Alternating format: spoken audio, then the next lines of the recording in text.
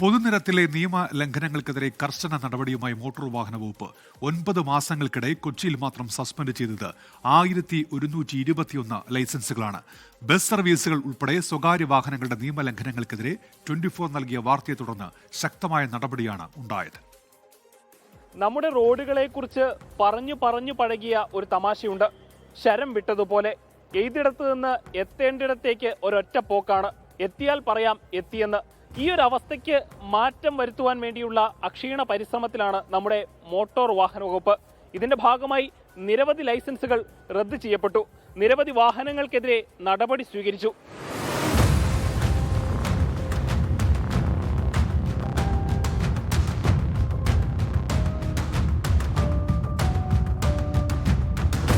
പൊതുനിരത്തിലെ സുരക്ഷയ്ക്ക് മുൻതൂക്കം നൽകുന്ന നടപടികളാണ് ഗതാഗത വകുപ്പിന്റെ ഭാഗത്തു നിന്നും ഉണ്ടാകുന്നത്. എയർ ഹോണുകൾ പിടിപ്പിച്ച് വാഹനങ്ങൾ നിരത്തിലിറക്കുന്നതിനെതിരെ സംസ്ഥാന വ്യാപകമായി കർശന നടപടി വന്നു. നിയമലംഘനം നടത്തുന്നവരെ മുഖം നോക്കാതെ ചെറുക്കുമെന്ന് വകുപ്പ്.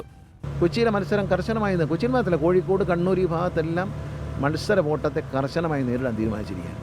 പ്രൈവറ്റ് ബസ്സിനെ ഓടിക്കാം, അവരാരും ജീവിക്കേണ്ടതെന്ന് പറഞ്ഞില്ല. അവർ ടാക്സ് അടയ്ക്കുന്നുണ്ട്, അവർക്ക് വേണ്ടി അവർ ഓടുന്നിടത്ത് KSRTC പോലും ചെല്ലുന്നില്ലല്ലോ. അവർ തമ്മിൽ മത്സരിച്ച് നശിക്കുന്നതിന് നമ്മളെന്ത് ചെയ്ത്?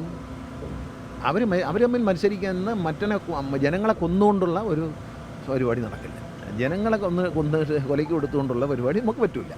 മദ്യപിച്ച് വാഹനം ഓടിക്കുന്നത്, ഗതാഗത നിയമങ്ങളുടെ ലംഘനം, ലഹരി മരുന്നുകൾ കൈവശം വെച്ച് വാഹനം ഓടിക്കുന്നത്, അശ്രദ്ധമായി അപകടങ്ങൾ ഉണ്ടാക്കുന്നത് തുടങ്ങി വിവിധങ്ങളായ വകുപ്പുകൾ പ്രകാരമാണ് ലൈസൻസുകൾ സസ്പെൻഡ് ചെയ്തത്. 9 മാസത്തിനിടെ കൊച്ചിയിൽ 1121 പേരുടെ ലൈസൻസുകൾ സസ്പെൻഡ് ചെയ്തു. നിയമലംഘനത്തിന് വാറന്റുകൾ അയക്കുന്ന കേസുകളിൽ കഴിഞ്ഞ വർഷത്തെ അപേക്ഷിച്ച് ഗണ്യമായ കുറവ് വന്നിട്ടുണ്ട്. എന്നാൽ ലൈസൻസ് സസ്പെൻഡ് ചെയ്യുന്ന കേസുകളിൽ വർധനവും. മനഃപൂർവ്വമല്ലാത്ത നരഹത്യാ കുറ്റമടക്കം ചുമത്തി സസ്പെൻഡ് ചെയ്തത് ഏകദേശം 21ഓളം പേരുടെ ലൈസൻസുകൾ.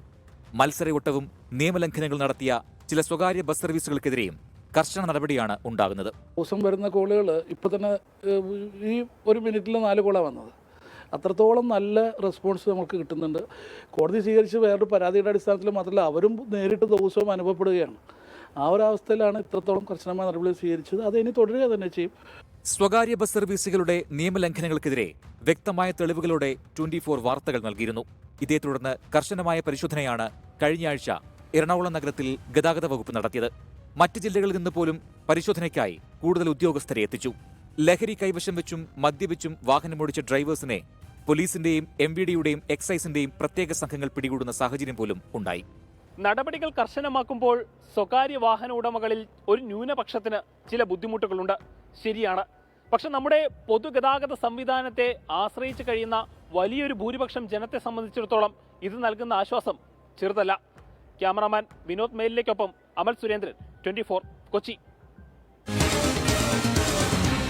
പൊതുജനം കഴുതയല്ല സാർ. ലോകത്തെവിടെയായാലും ഏത് സമയത്തും 24 വാർത്തകളും ഓഗ്മെന്റഡ് റിയാലിറ്റി പാക്കേജുകളും എക്സ്പ്ലെയിനറുകളും വിശദമായി കാണാൻ ഞങ്ങളുടെ YouTube ചാനൽ നിങ്ങൾക്ക് സബ്സ്ക്രൈബ് ചെയ്യാം.